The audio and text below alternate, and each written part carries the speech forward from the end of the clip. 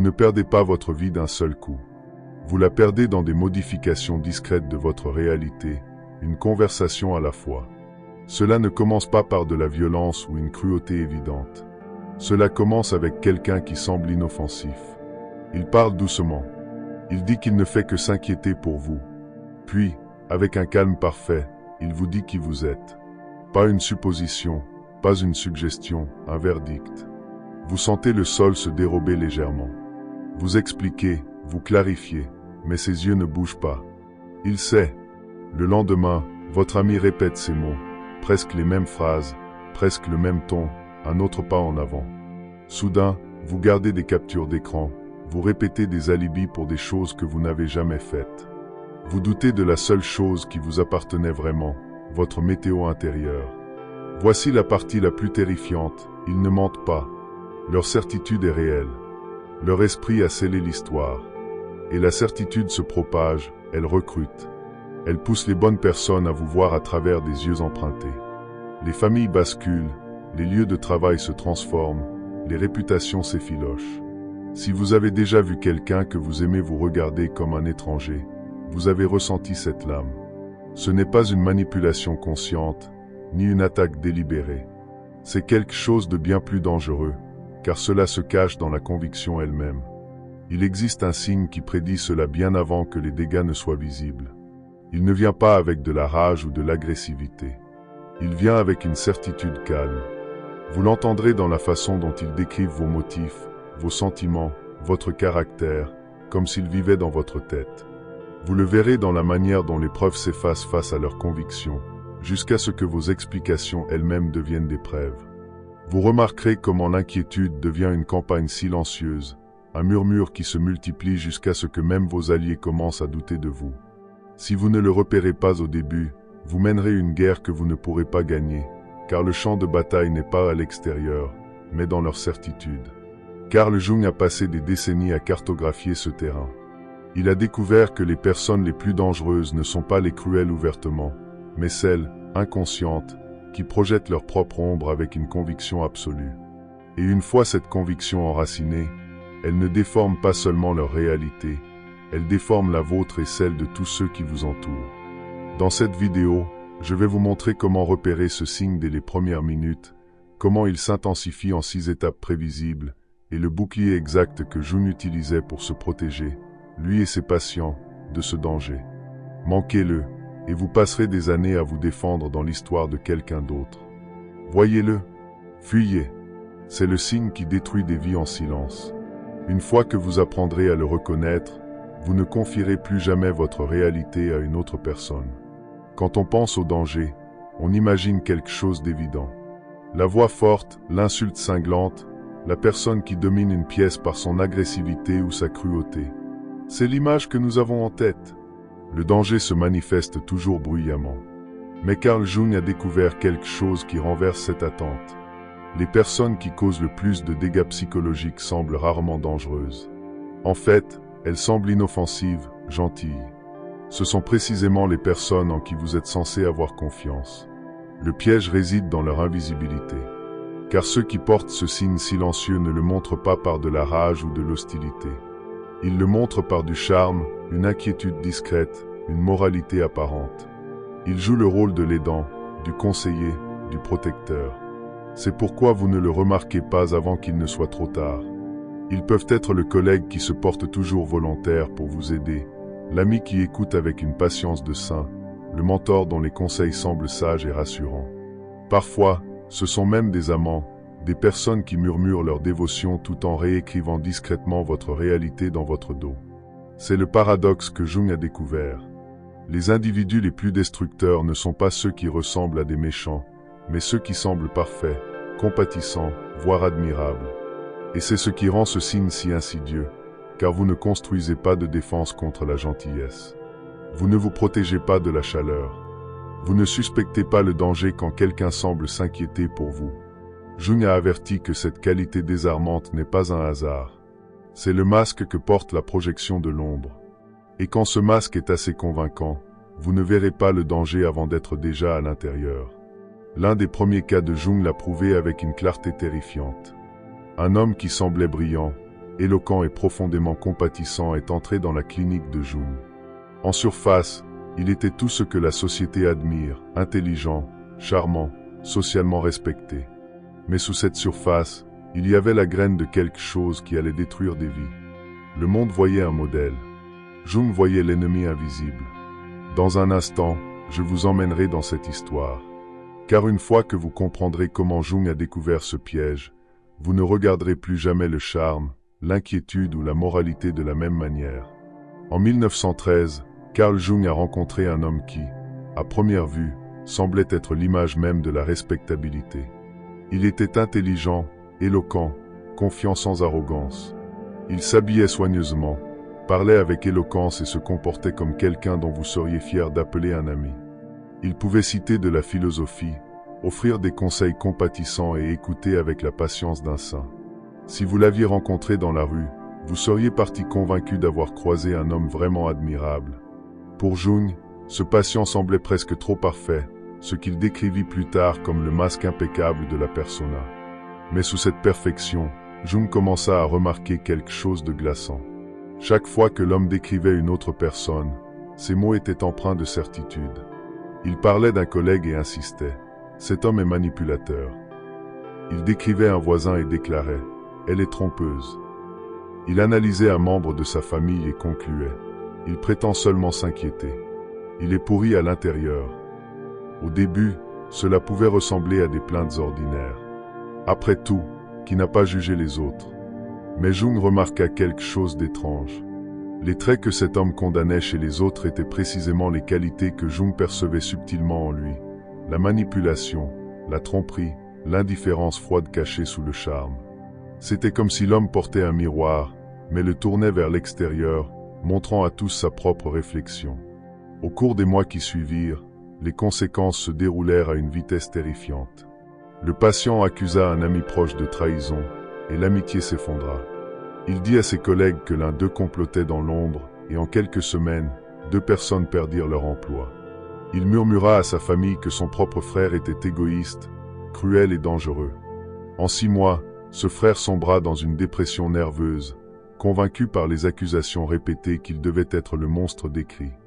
Pendant tout ce temps, cet homme conservait une parfaite innocence.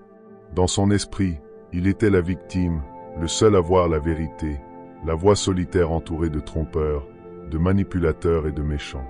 Pour Jung, la réalisation la plus troublante fut celle-ci: l'homme ne mentait pas. Il ne fabriquait pas ses accusations dans le cadre d'un plan conscient. Il croyait chaque mot. Sa conviction était absolue. Et cette certitude, plus que tout, le rendait dangereux. Car lorsqu'une personne ment, il y a encore une chance qu'elle soit démasquée. Mais quand quelqu'un croit en sa propre distorsion, quand son esprit a scellé l'histoire, il n'y a aucune fissure pour que la raison s'y infiltre. Leur confiance est contagieuse. Leur certitude devient persuasive. Et lentement, les gens autour d'eux commencent à voir le monde à travers leurs yeux. Jung réalisa qu'il n'observait pas un simple malentendu ou une personnalité manipulatrice. Il assistait à l'un des mécanismes les plus dangereux de la psychologie humaine, la projection de l'ombre avec une conviction absolue. Ce n'était pas seulement une théorie. C'était une arme inconsciente, capable de démanteler des familles, de détruire des réputations et de pousser des innocents au désespoir. Jung écrivit plus tard que ce qu'elle avait changé à jamais. Ce fut le moment où il comprit que les plus grands dangers auxquels nous faisons face ne sont pas toujours externes. Parfois, ils se cachent dans la conviction, habillés de charme et enveloppés dans l'illusion d'une certitude morale. Ce fut sa première vision de ce qu'il appellerait le signe le plus dangereux en psychologie humaine. Et dès ce moment, il sut que lorsque vous le voyez, la seule protection est la distance. Vous ne pouvez pas raisonner avec. Vous ne pouvez pas argumenter contre. Vous ne pouvez que le reconnaître et vous retirer avant qu'il ne vous consume. Carl Jung décrivait l'ombre comme tout ce que vous refusez de voir en vous-même. C'est la partie de la psyché où nous enfouissons les qualités que nous ne pouvons tolérer, notre égoïsme, notre envie, notre cruauté, nos mensonges. Nous les enfermons dans l'inconscient, car les admettre briserait l'image que nous avons de nous-mêmes. Mais l'ombre ne disparaît jamais. Elle attend, accumulant de la puissance dans l'obscurité. Et lorsque la pression devient trop forte, la psyché cherche une libération. Cette libération, c'est la projection. La projection survient lorsque l'esprit prend ce qu'il ne peut affronter en lui-même et le projette sur quelqu'un d'autre. Le menteur insiste sur le fait que tout le monde est malhonnête. La personne égoïste accuse les autres d'être avides. La personne cruelle parle constamment des gens toxiques. L'ami jaloux murmure que c'est vous qui êtes envieux. À première vue, cela pourrait ressembler à de l'hypocrisie, mais Jung a réalisé que c'est bien plus dangereux. Car la projection n'est pas consciente. Ces personnes ne sont pas assises dans une pièce à concocter des accusations qu'elles savent fausses. Elles sont totalement convaincues que ce qu'elles disent est vrai. Leur esprit a fusionné l'ombre avec le monde extérieur. C'est pourquoi Jung qualifiait la projection de l'ombre comme l'une des forces les plus terrifiantes dans les relations humaines. Elle ne déforme pas seulement la manière dont une personne vous voit, elle peut déformer des systèmes sociaux entiers. Réfléchissez Y. Si quelqu'un ment, on peut généralement repérer une faille dans son histoire. Mais si quelqu'un croit en sa distorsion avec une conviction absolue, il n'y a pas de faille.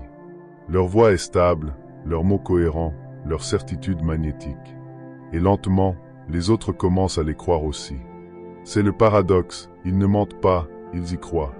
Et cette croyance rend la projection bien plus puissante qu'une tromperie consciente ne pourrait jamais l'être. Vous avez probablement vu des indices de cela dans la vie quotidienne. Un collègue qui se plaint constamment des drames au bureau, mais qui semble toujours être celui qui les crée. Un ami qui insiste sur le fait qu'il est entouré de gens indignes de confiance tout en trahissant discrètement les autres. Un partenaire qui vous accuse d'égoïsme chaque fois que vous posez une limite, aveugle à la manière dont ses propres exigences vous consument. Ces moments peuvent sembler confus, voire surréalistes. Vous argumentez, vous expliquez, vous montrez des preuves, mais rien ne fonctionne. Car vous ne combattez pas des faits. Vous combattez l'inconscient de quelqu'un d'autre. Et c'est là que réside le véritable danger. Lorsque la projection se durcit en conviction, elle devient inébranlable. La raison ne peut pas l'atteindre, les preuves ne peuvent pas la défaire. Plus vous essayez de vous défendre, plus leur certitude s'amplifie. Jung avertissait que ce mécanisme peut corroder la confiance, fracturer des familles et même réécrire la perception de la réalité par des communautés entières.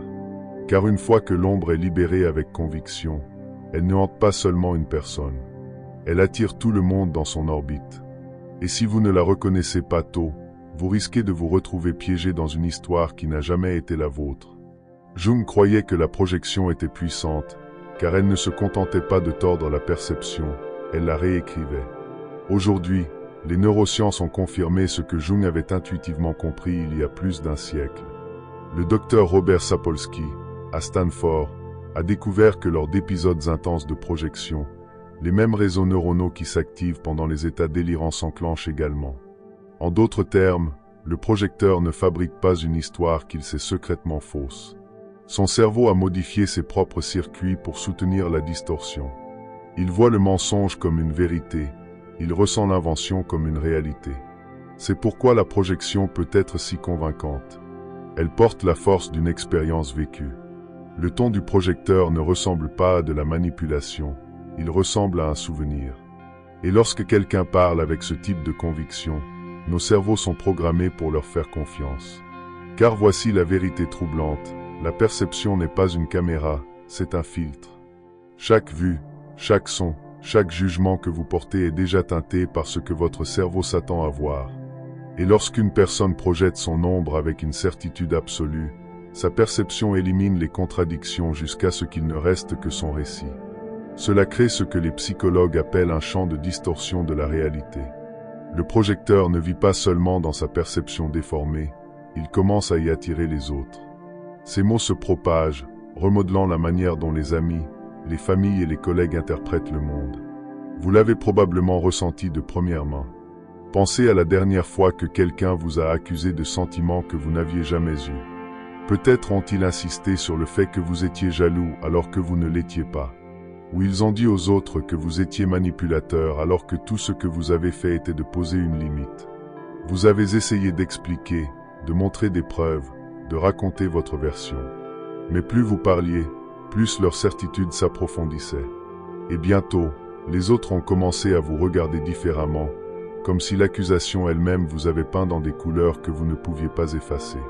C'est le pouvoir d'une conviction soutenue par une perception altérée. Elle ne déforme pas seulement la réalité d'une personne, elle contamine tout le monde autour d'elle.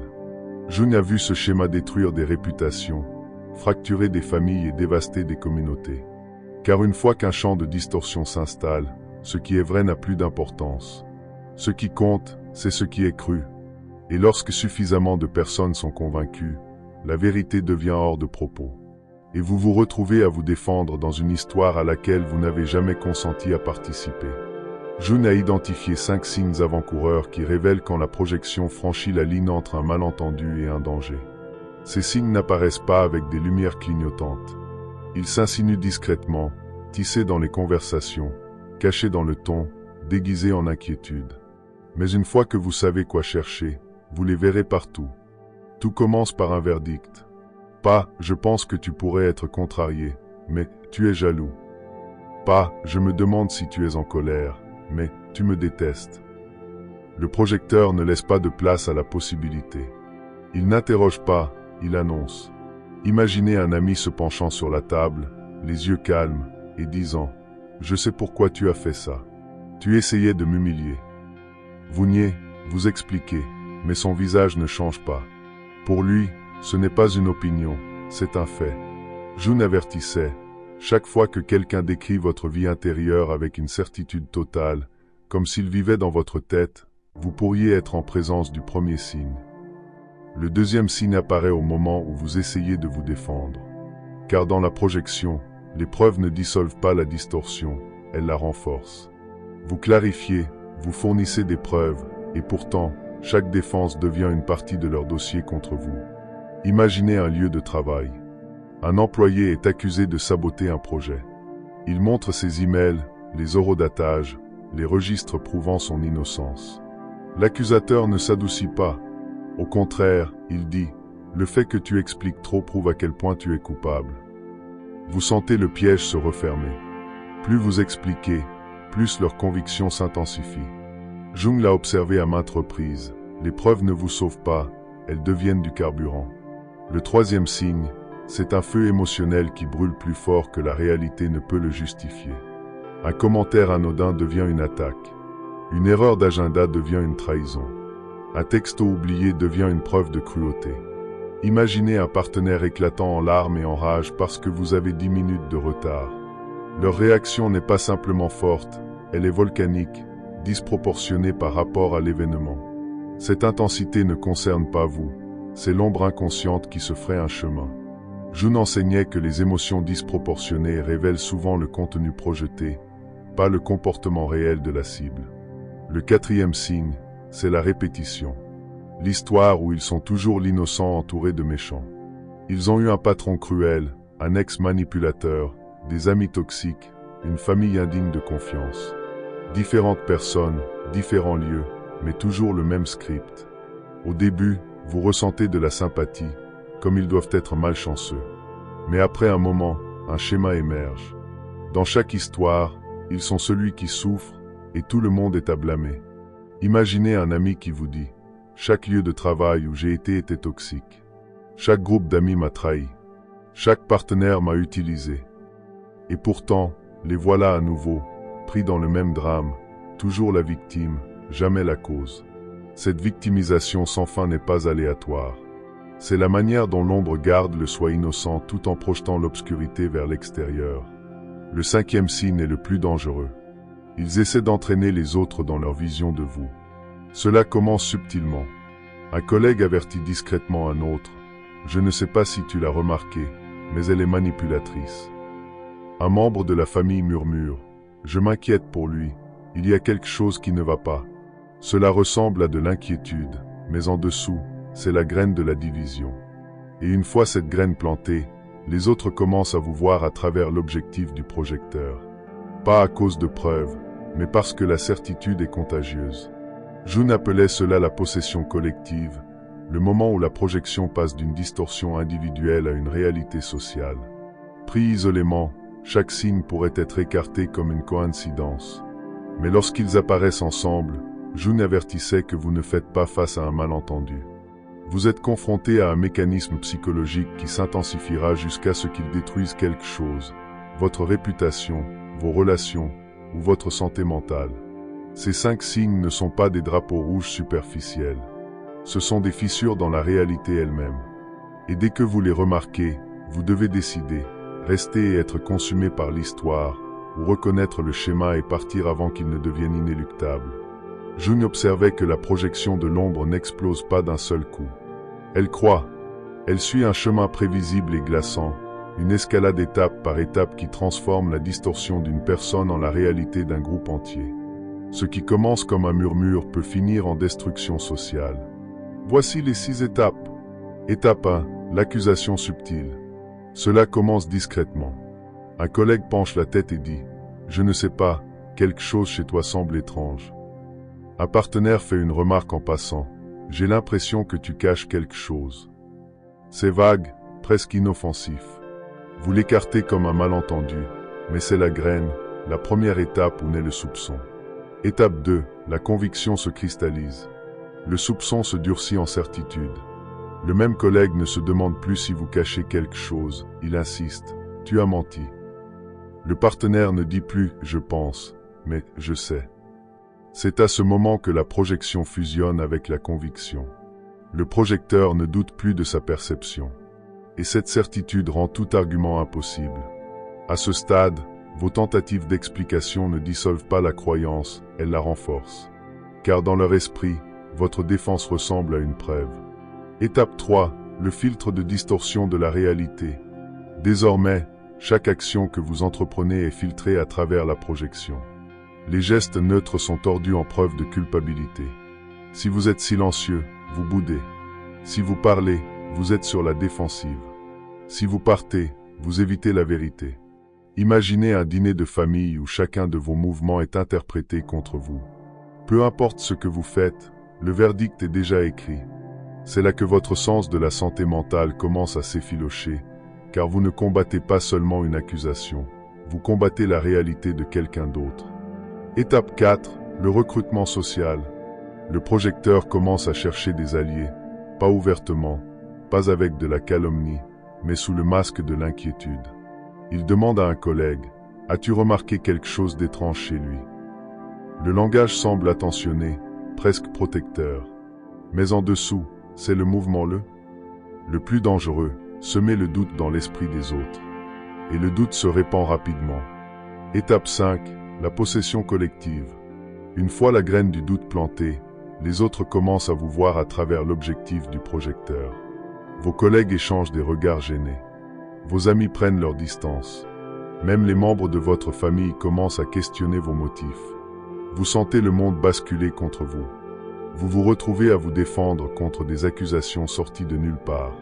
Ce n'est plus la perception d'une seule personne, c'est une réalité collective.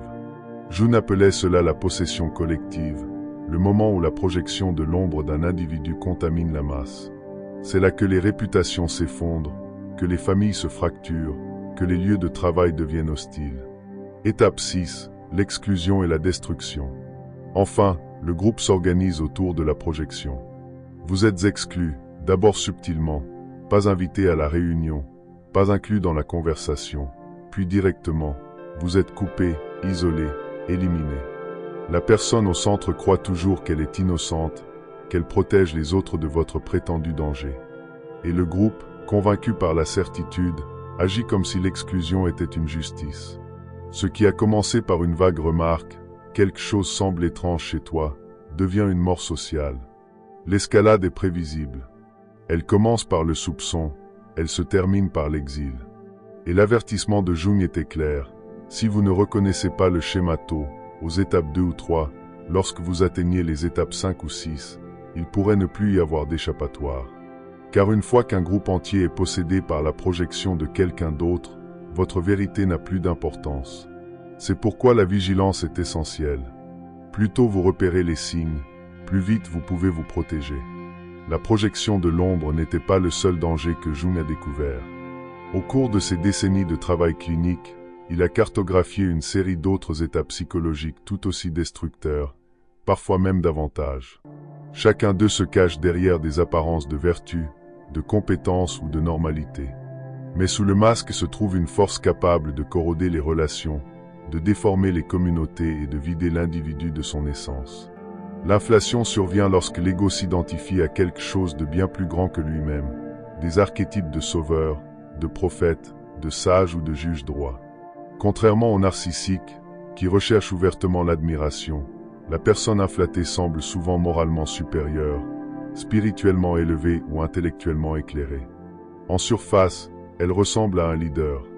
Mais Jung avertissait que leur conviction est empruntée à des forces qu'ils ne peuvent véritablement intégrer. Imaginez une figure charismatique qui insiste sur le fait qu'elle veut simplement aider. Elle cite de la philosophie, parle de moralité et prétend voir des vérités plus profondes que les autres. Mais lorsqu'on la questionne, elle s'irrite, non pas comme si vous aviez soulevé un point, mais comme si vous aviez défié une vérité cosmique. Dans leur esprit, être en désaccord avec eux, c'est résister à la bonté, à la sagesse ou même à Dieu. Cette droiture dissimule leur ombre. Car plus ils s'identifient à la vertu, moins ils peuvent voir l'obscurité qu'ils portent. Et tôt ou tard, la bulle d'inflation éclate, souvent avec des conséquences dévastatrices pour ceux qui leur ont fait confiance. La persona est le masque que nous portons en public, notre rôle social, notre visage professionnel, l'image soignée de ce que nous voulons que les autres croient de nous. Normalement, la persona est flexible. Nous changeons de masque selon les situations. Mais certaines personnes fusionnent avec leur masque jusqu'à ce qu'il n'y ait plus rien en dessous. Elles sont la personne parfaite, toujours polie, toujours appropriée, toujours impeccable. Imaginez un collègue qui ne dérape jamais. Il dit toujours ce qu'il faut en réunion, ne montre jamais de colère, n'admet jamais de peur, ne révèle jamais de faiblesse. Au début, vous l'admirez, mais après un certain temps, quelque chose semble étrange, une sorte de vide inquiétant, comme si vous parliez à un personnage, pas à un être humain. Jung avertissait que lorsque le masque devient le seul soi, l'ombre s'accumule comme une pression dans un récipient scellé. Et lorsque ce masque finit par se fissurer, l'éruption est violente, une explosion de tout ce qui a été longtemps nié. Le danger de la personne parfaite n'est pas sa maîtrise, mais le chaos caché en dessous. La possession archétypale est le troisième danger.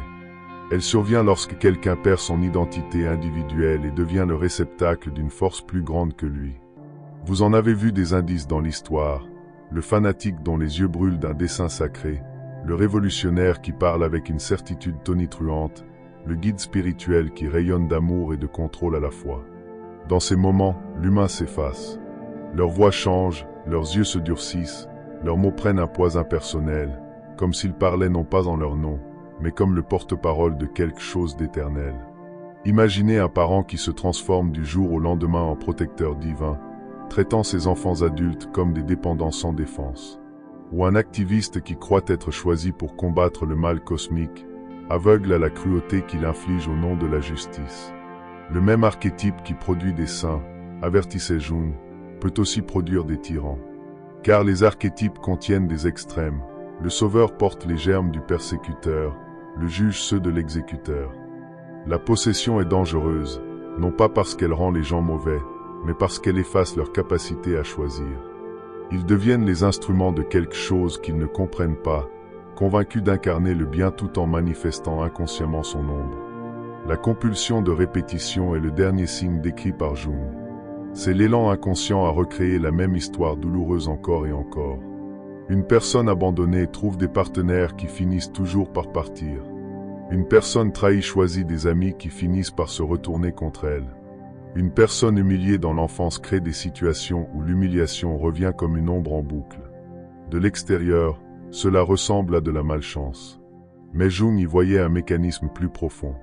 L'inconscient émet des signaux attirant de nouveaux acteurs dans le même vieux drame. Imaginez rencontrer quelqu'un qui vous dit « Tous les amis que j'ai eus m'ont poignardé dans le dos ». Vous ressentez de la sympathie, vous voulez être différent, mais lentement, presque sans vous en rendre compte, vous vous retrouvez casté comme le traître dans leur scénario. Quoi que vous fassiez, l'histoire se déroule comme si elle était écrite bien avant votre arrivée. Jung appelait cela la synchronicité négative, la manière étrange dont la psyché recrée ses propres blessures, piégeant les autres à l'intérieur. Le danger de la compulsion de répétition n'est pas seulement la souffrance qu'elle inflige à la personne qui y est piégée. C'est aussi la manière dont elle recrute des innocents, les attirant dans un schéma auquel ils n'ont jamais consenti.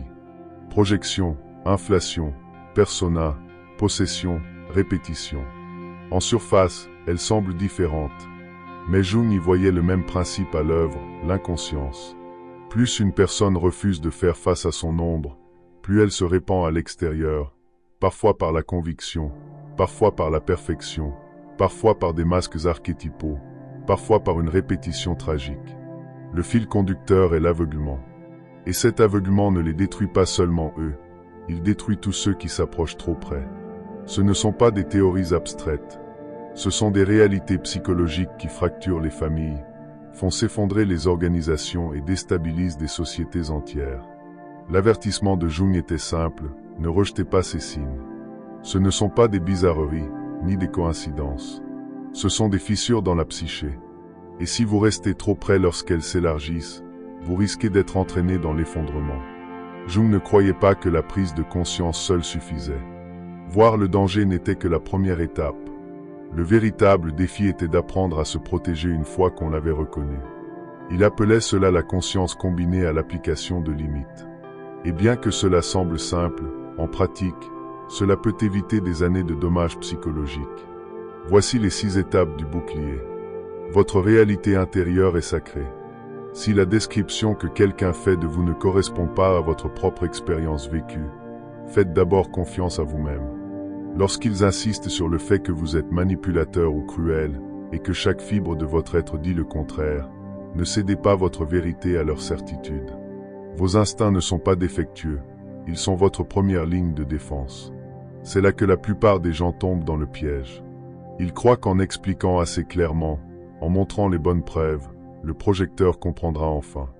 Mais Jung avertissait, la projection est immunisée contre les preuves. Vos explications ne vous libéreront pas, elles deviendront une preuve supplémentaire dans l'esprit du projecteur. Plus vous argumentez fort, plus leur histoire se durcit. Alors, au lieu de combattre sur le champ de bataille, éloignez-vous-en. Chaque détail que vous partagez peut être transformé en munition. Ce commentaire anodin fait à table peut devenir une preuve d'un motif que vous n'aviez jamais. Cette histoire personnelle partagée en confidence peut ressurgir plus tard comme une arme. Cela ne signifie pas que vous devez vous isoler de toutes les relations. Cela signifie que vous devez être perspicace. Lorsque vous remarquez les signes avant-coureurs, arrêtez d'alimenter la distorsion avec plus de vous-même. La projection réécrit l'histoire. Ce qui s'est passé la semaine dernière peut être remodelé en quelque chose de totalement différent dans leur esprit. Protégez-vous en gardant des traces.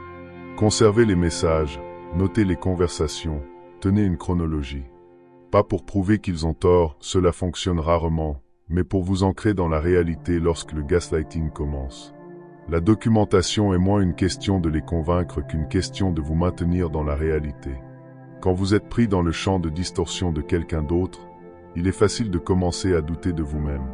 C'est pourquoi vous avez besoin de personnes en dehors de la tempête, des amis, des mentors, des thérapeutes, des voix qui peuvent refléter la réalité sans distorsion. Jung croyait que la perspective est un médicament. Elle empêche la certitude du projecteur de devenir votre vérité. Parfois, la seule victoire est de ne pas jouer. Si quelqu'un montre plusieurs signes dangereux, la distance peut être votre seule forme de sécurité. Le retrait n'est pas une faiblesse, c'est un choix de survie plutôt que d'autodestruction. Cela signifie que vous comprenez que rester ne fera que vous enliser davantage dans un filet impossible à démêler. Jung l'a vu maintes fois, ceux qui sont partis tôt ont préservé leur santé mentale. Ceux qui sont restés trop longtemps se sont souvent perdus dans l'histoire. Ce protocole n'est pas une question de vivre dans la peur. C'est une question de choisir l'autopréservation face à une destruction inconsciente. Le bouclier de Jung n'est pas une arme, c'est une limite. Il vous permet de sortir du champ de projection et de revenir à votre propre réalité intacte.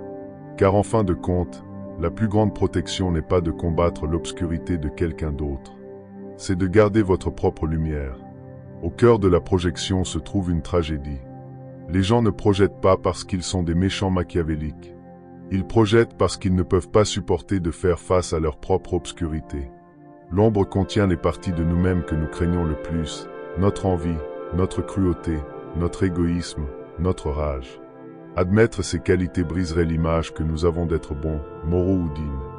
Alors, la psyché choisit une forme plus sombre de survie. Elle repousse l'ombre sur quelqu'un d'autre. Le menteur insiste sur le fait que les autres sont malhonnêtes. Le cruel condamne les gens toxiques. L'égoïste accuse les autres d'avidité. Et ce faisant, ils préservent l'illusion de leur propre innocence. Mais voici l'ironie, en essayant d'échapper à leur obscurité, ils en sont consumés.